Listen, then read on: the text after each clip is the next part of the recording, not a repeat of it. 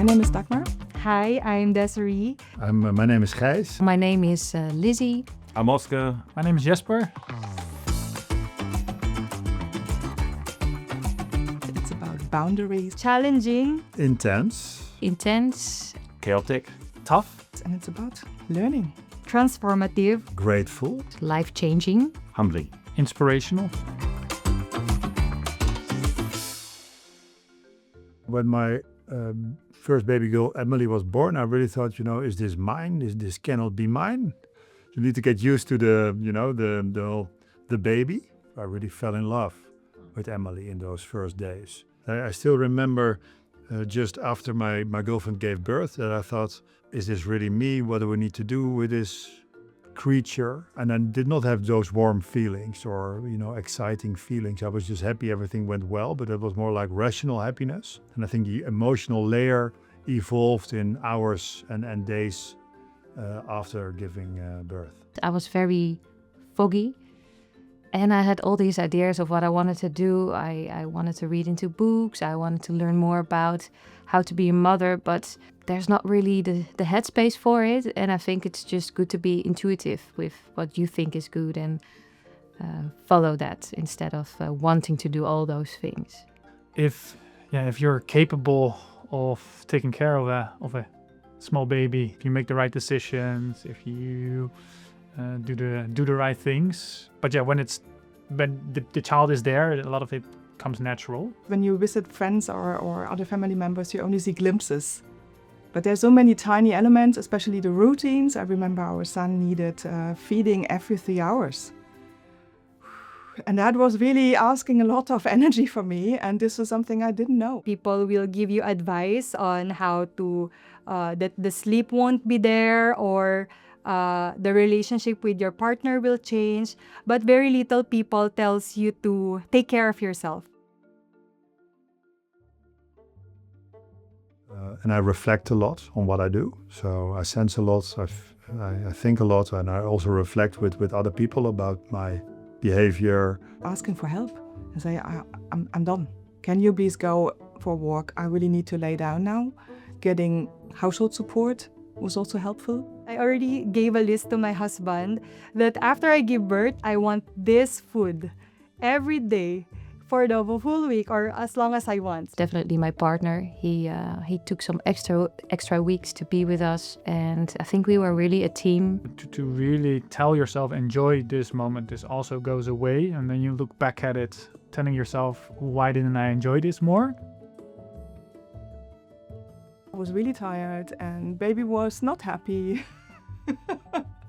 And then friends were calling and wanted to talk to me, and I said, no, I really slammed the door and said, I will talk to no one else today. I really need to withdraw now. I'm really over the top exhausted.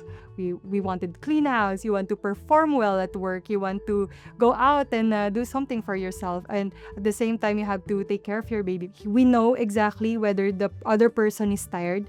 We know this top-out system, like, okay, can you please take over, or can you cook the dinner instead, or can I just take a walk outside? My parents came and his parents came, and at the end I thought, oh, this was just too intense. I had no energy left, and then we decided, okay, we need to take breaks, wait a little bit longer before other people are come visit us. So realizing it was too much and talking about it really helped me there. With my eldest daughter, she was a very poor sleeper, or she just couldn't really fall asleep on her own. So we constantly had to hold her. We had a lot of trouble getting her to sleep. The thing that helped me, I think, is finding a routine. As difficult as the situation is, and I think for everyone there'll be different challenges, but personally, finding a routine for the baby, for the parents, for everyone, helped bring a bit of normalcy back to our lives. Just crying, and nothing seems to work. And you've tried everything that worked in the past, and you tried it 3 times, and nothing works. And then you just, you feel powerless, you feel overwhelmed, you don't know when it's going to end, how long it's going to take. If it's you that's not making it work, if it's just the baby, it's just the face, accepting that he's crying, keep trying things that worked in the past, maybe do new things that you've seen other people do, and eventually he will stop crying. So also telling yourself that, like, okay, this will end. I am very surprised with the mom instinct. It's very strong.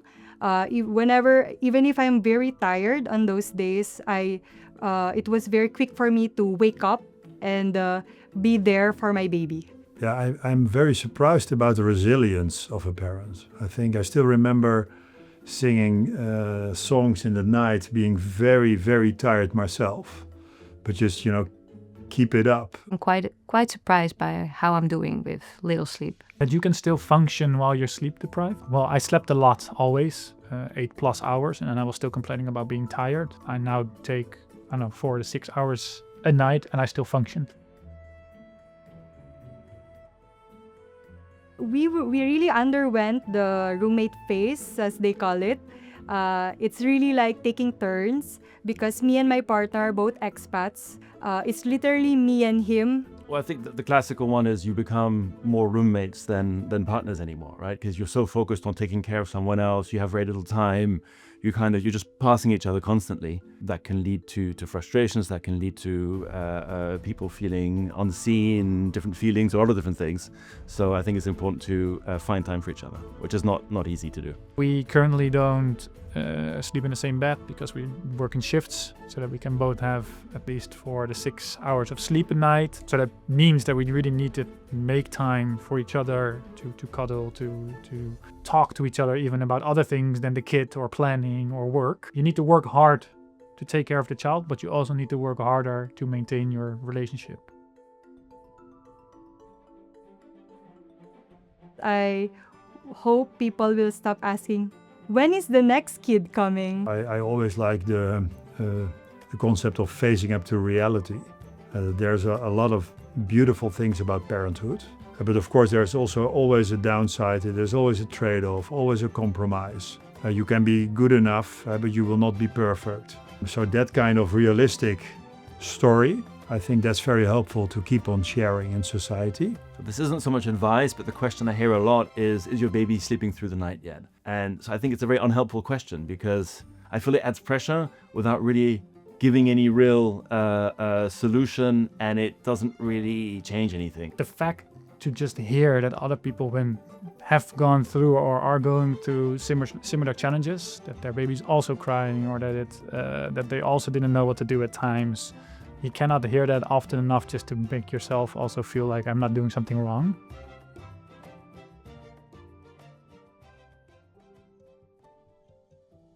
I think the feeling that you're helpful for someone. Yeah, it's just a wonderful feeling that there is this human being that somehow miraculously belongs to you and loves you and trusts you without any conditions. For me, it's really fulfilling. When you see him laugh, or when you see him happy, or even just witnessing his first moments of stuff, it gives you a different level of happiness that I've never ever felt in my life.